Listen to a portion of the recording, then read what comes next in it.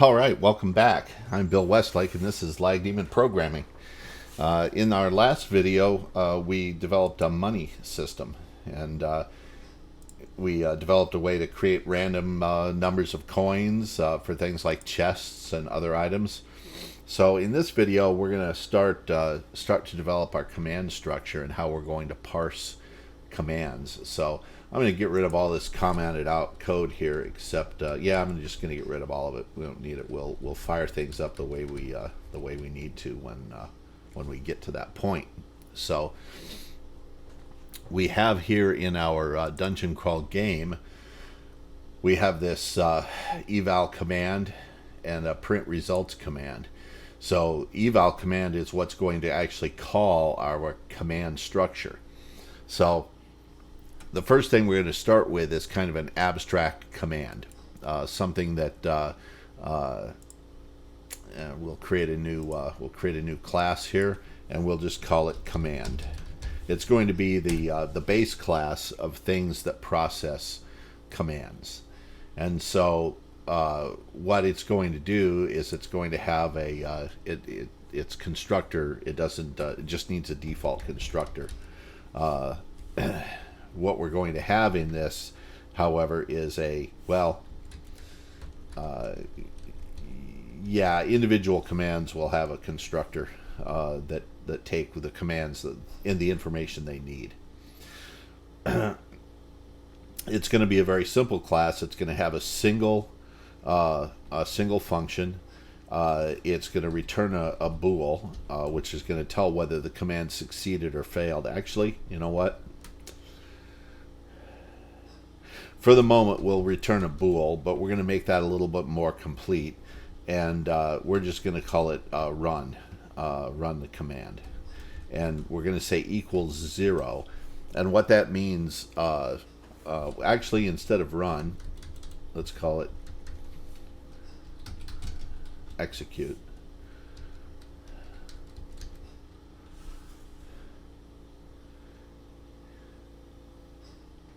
Oh. Well, we have to make it virtual.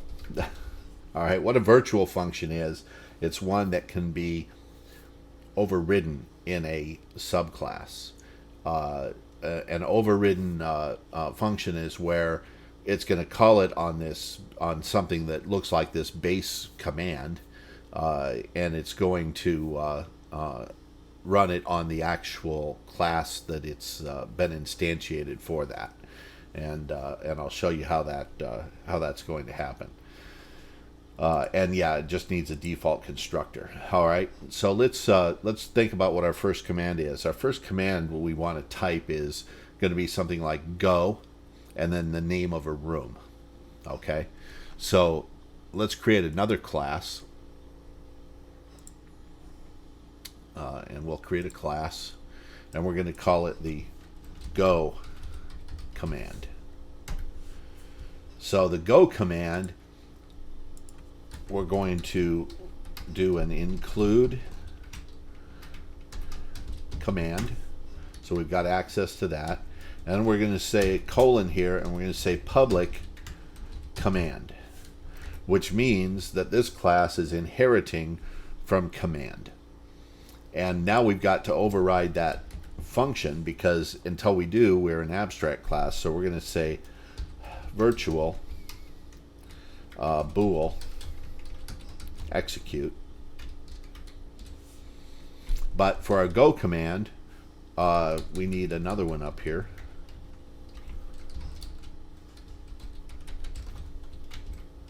We need string, because it's going to take one parameter. Oh, no, we can't do it there. We do it in the constructor. Go command is going to take a room that we want to go to. And we're going to have a private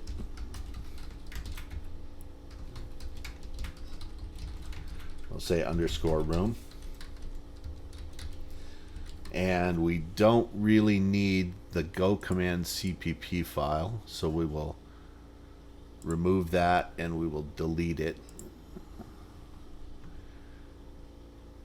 and we'll put our implementation right here, and we're going to say underscore room, so that will initialize that. And very simple constructor. So when execute on this when execute on a generic thing that happens to have this underlying it, so we're going to receive our eval is only going to know about a command. It's going to call execute on it. But there's something else that all of our commands need. I just remembered that. Our command does need a constructor. And I think we can just do this header file also. So command.cpp can also be deleted. So we'll remove that. We'll delete that. We've got this class here called player. So under command, we want to include player, and we want to take a player. Is it going to be a reference or a pointer? We're going to make it a pointer player. And we're going to create a protected. So what protected means is outsiders outside of this cannot access this directly, but derived classes can access stuff in the protected area. That's what protected means. So we're going to create a player pointer player, and we'll call it underscore player, and we'll go colon underscore player. This initializes it. We've gone over that, I do believe. And so every command is going to have to supply a player. So this go command also needs a player pointer player, and we have to call our command with player. All right, what does that do? Oops, command. What does that do? So this is going to call the superclass command its constructor and pass it the player that we passed in here and the room, and this is the go command. So the execute needs to manipulate the player in some way and the room. Okay, so this should have access to rooms. How did we do that? We've got our game, right? Game.h has, does it have a list of rooms? Game loop, game over. Did we ever do that? Did we ever create the actual map?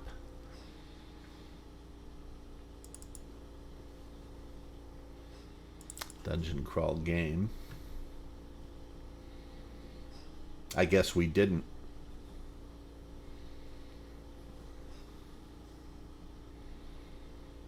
We've got our kind of generic game.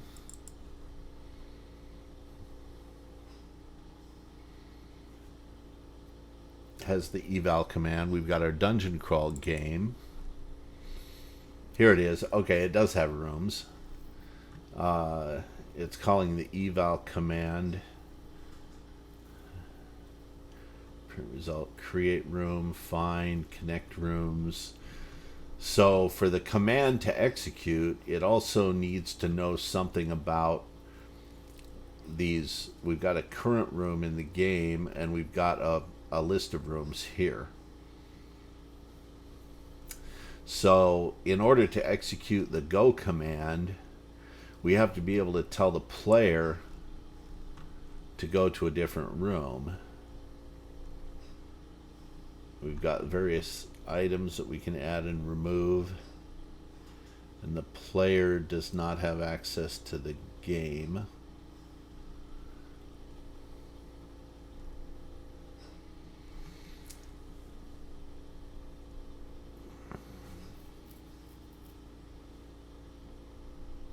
All right, so our command needs to have access to the dungeon crawl game.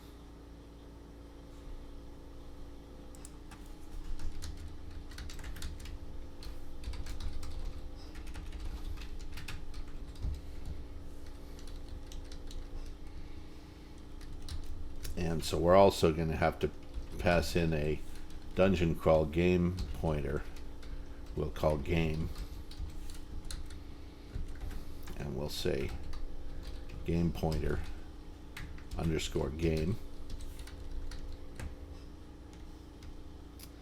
And we'll come here and we'll go underscore game, game. Okay. So there's some things we need to be able to ask about the game. So let's go to the dungeon crawl game .h.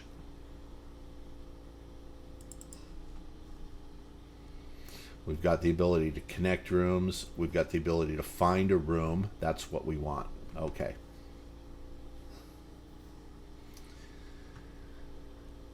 So let's go to our go command. So we've already received, we need to get the game in here as well. Dungeon crawl game pointer game. And we need to pass it into command here. Game and player. Bingo. Okay. So now we have access to the game. And we've received a room. So the first thing we want to do is go room pointer room equals game underscore game pointer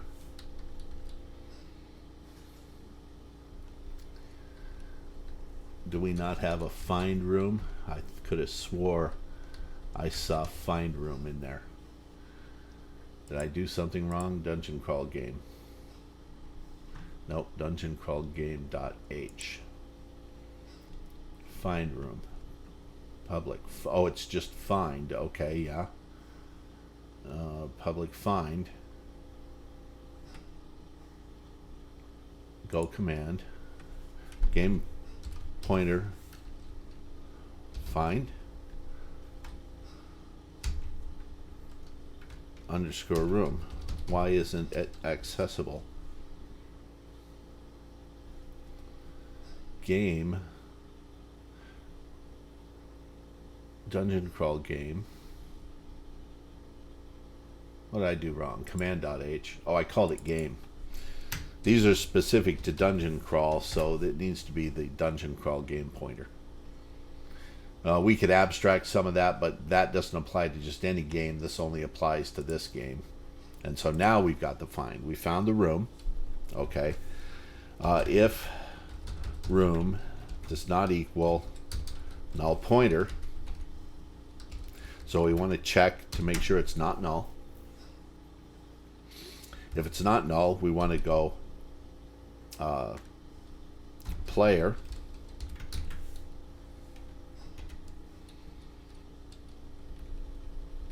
underscore player take damage, remove item, is alive, heal. This is where we don't have on player. We did not include a player to change rooms. So it does, a player should have a current room, right? Inventory, damage, hits, alive, public.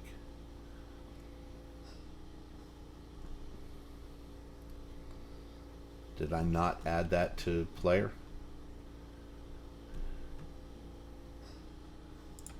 Oh, we have to include room.h.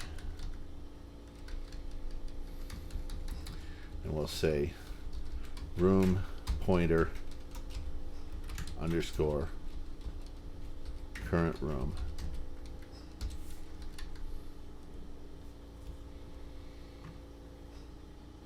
And when we create it, it's got the name. When we create it, do we have access to the game?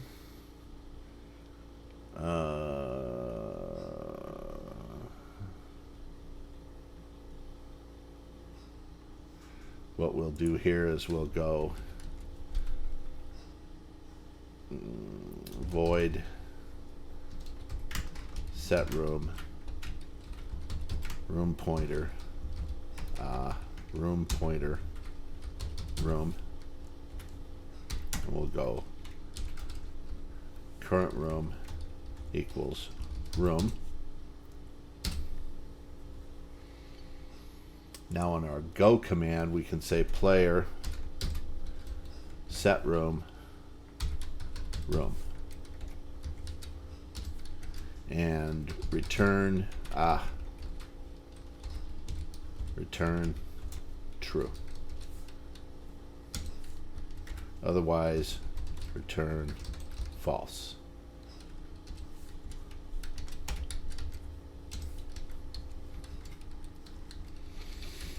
So when this command executes, it's going to check that the room that was passed in is valid. If it is valid, it'll say set room. Otherwise, it'll return false. Okay. Now let's see how we use these commands. Let's compile everything first, make sure everything's good. Everything appears to be good.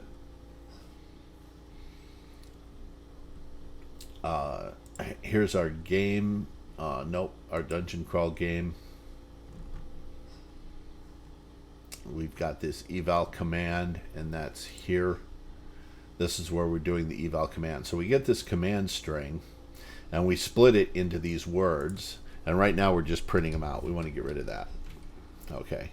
So what we want to do is get the first word of that split. So if words dot size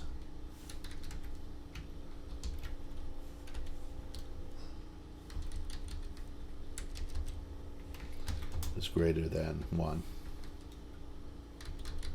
No, it's greater than 0. Well, yeah, if it's greater than 0, we're going to start by getting that first word. So we want to have standard string command equals words sub 0. All right. So we have the command. If command equals go. We're going to do this very simple parsing. We're going to say that command pointer command equals new.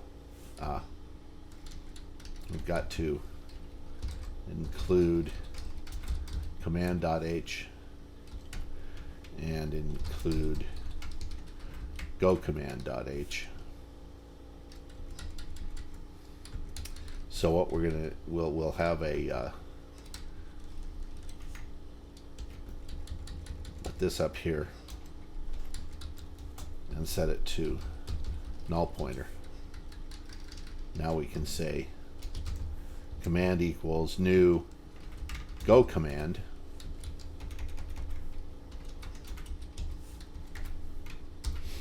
and what do we have to pass into go command? Why isn't it telling me?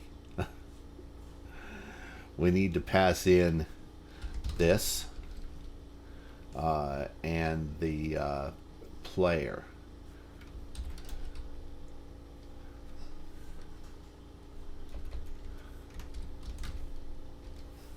So does our dungeon crawl game have a player? Dungeon crawl game does not appear to have a player. So we'll do is player pointer player underscore player.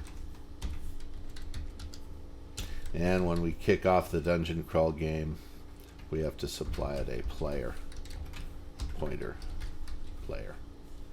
And we'll go into dungeon crawl CPP. We have to go player pointer player. We should do game first. I'm going to move this down. This is kind of large, and then we'll go comma, and we'll go underscore player. Okay. Our dungeon crawl game now has a player, so now we can go this underscore player, comma, and the rest of these words or actually words sub 1, because it only needs the 1. Go command. Object class go command is not allowed. Pure virtual function command execute has no override. What? Execute. What do you mean execute has no override? Go command. Oh. Command. I called it execute lowercase. We'll make it execute uppercase. Execute uppercase. Now it should be overridden properly. And here's our evaluation.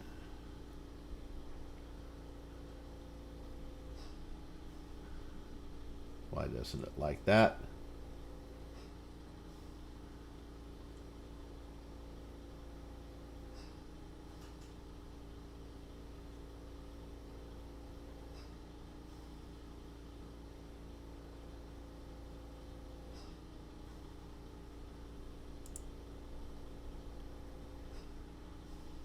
Oh, that's because I used this twice. This is the this should be the command str.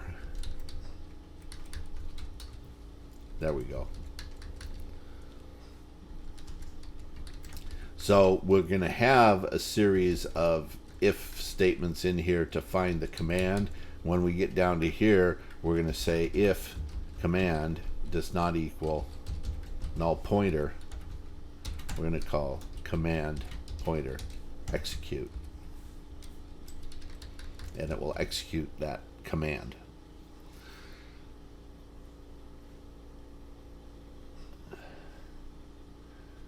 So now we need to go here to dungeon crawl CPP, and we need to go dungeon crawl game.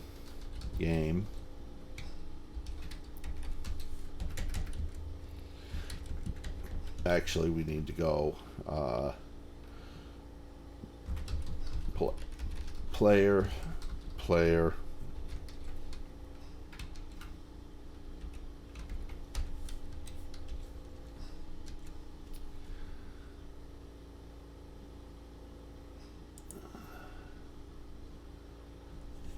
Let's go to player. See what's up with that. Yeah, it takes a name. Why doesn't it like this here? Ah.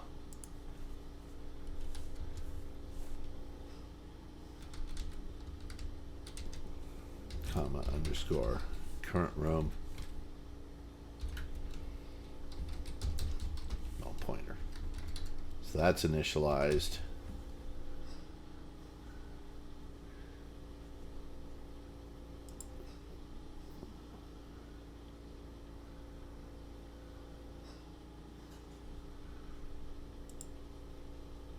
And we'll go back here to our main. So player Bill.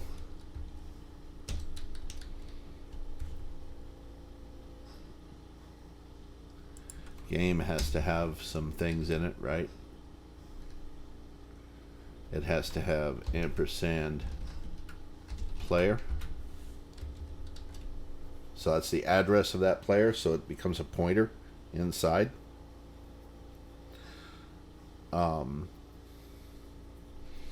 We got to add a room, game dot create room, and we'll call it start, and we got to give it a description, start room.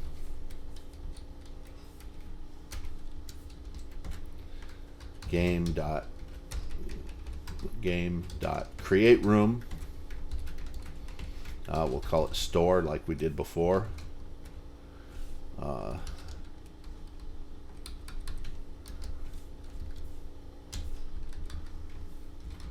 Buy stuff. We want to go player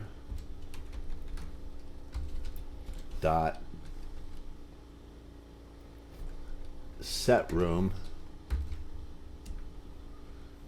game dot find start. Okay. We'll automate this in the future. It'll all happen automatically. There'll be a setup routine to get you started playing the game. We kind of got to do it manually right now to fit all the pieces together. So everything's all set up. We can call game dot, there should be a run, right?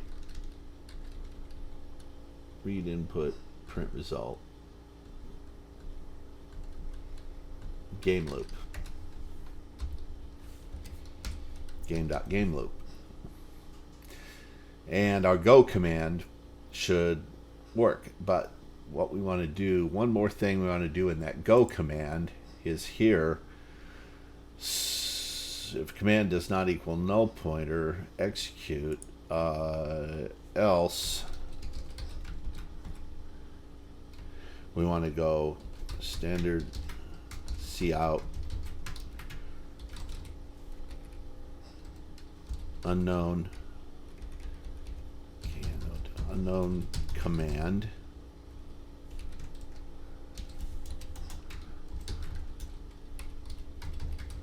from command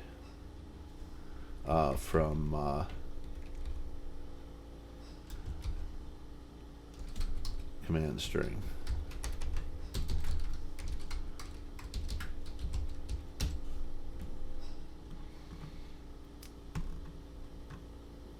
Command string.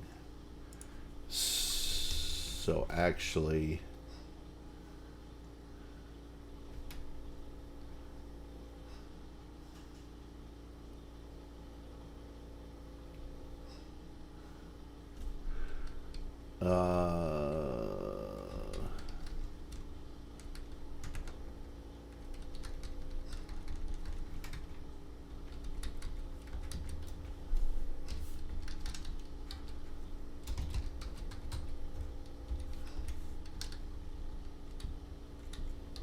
okay, I just had to move that out of that scope so I could use it down here.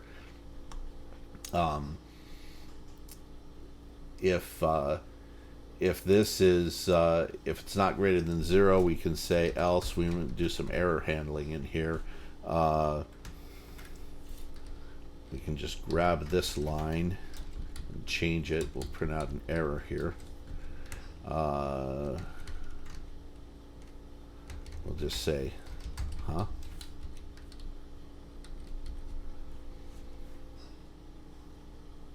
And now we'll run it. And we'll see if we can type a command. No, we won't. Says I'm missing a semicolon. Well, where am I missing a semicolon? What?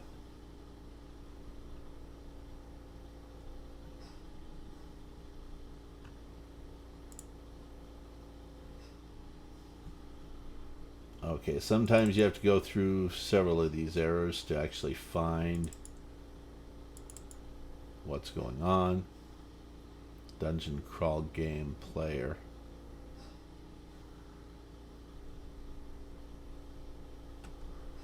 Oh.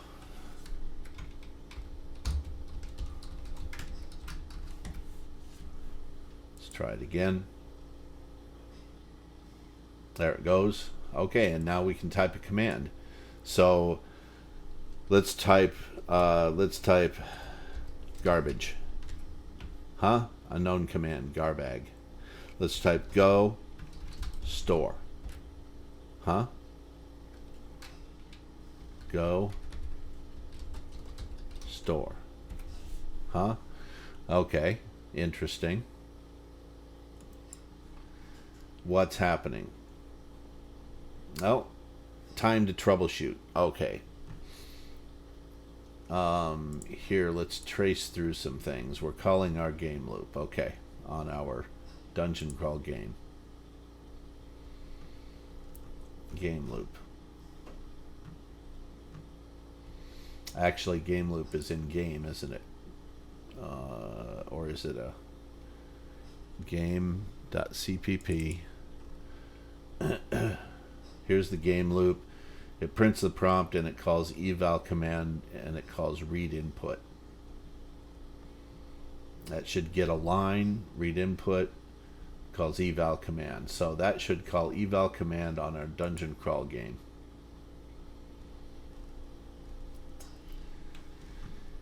And there's the eval command, dungeon crawl game, eval command gets a string. Okay, so that's all correct. It splits the command into words.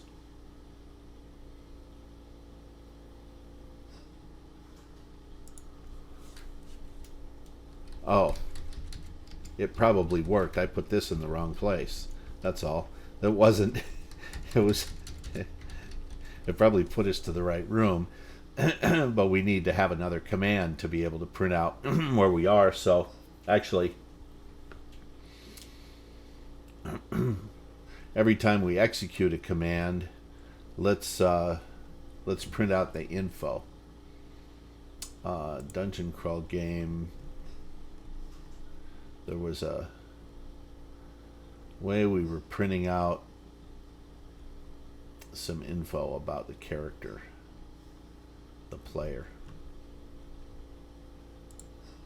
Well, let's do this. just for testing. Right after the command execute, let's say pointer underscore player. Let's say standard cout from underscore player.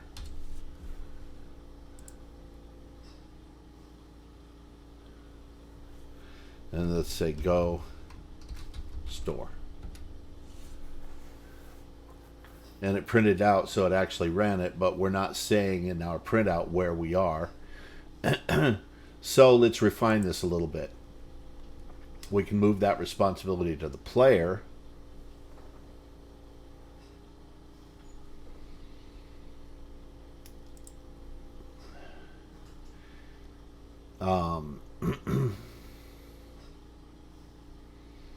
And let's go. There's the player. We're printing out the purse. Right after the player, let's go OS from current room.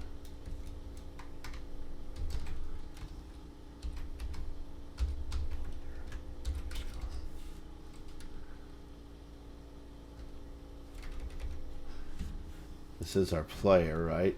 And it's got a current room. Huh. Or why it's not say. Oh, that's right.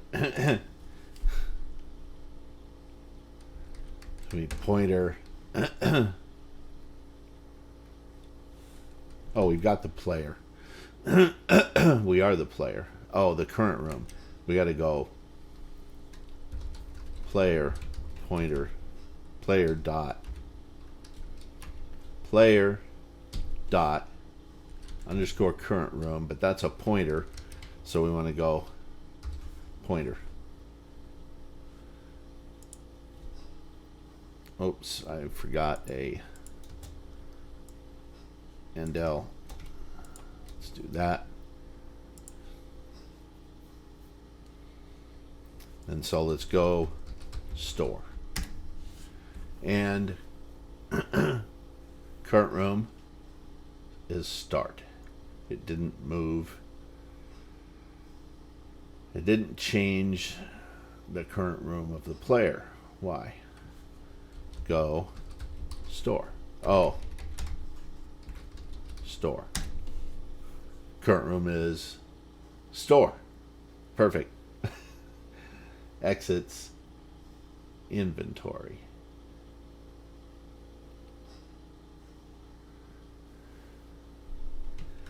if we say go start, current room is start.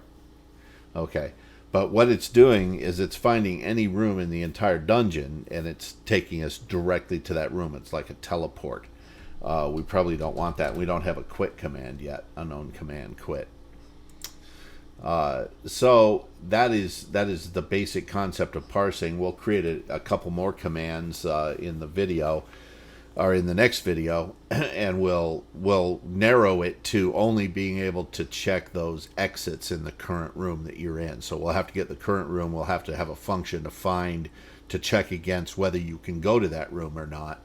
And later we'll create a teleport that would be possibly for maybe admin level players or creators or owners or something that could go. And that'll of course be part of multiplayer. So anyway, that's it for this video. I'll go over real quick what we did. Basically we went into, we created a command class. It's very simple. It takes in a game and a player, and it has this virtual execute, abstract execute function. So you can't ever instantiate a command. You've got to have a derived class. And here in our dungeon crawl, what we do is we have this command pointer for whatever command it ends up being. We have a way of searching through it and finding out what the command is. We look for the first string. We pass in the additional information for that particular command. Later we'll parse these a little bit differently, and we'll be sure we send exactly the right data to this. It could accept numbers or whatever. We'll parse those first, and we'll just continue this, and we'll also break these out, and we'll make these little parsers part of the various commands, and I'll show you how to do that. That way we can just buzz through some possible commands and let them parse what's going on, and we'll do that statically.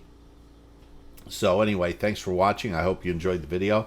If you liked the video, hit that like button. If you really liked it, hit that subscribe button. And if you want to get notifications when I upload videos, hit that notify button. Thanks, and I'll see you in the next video.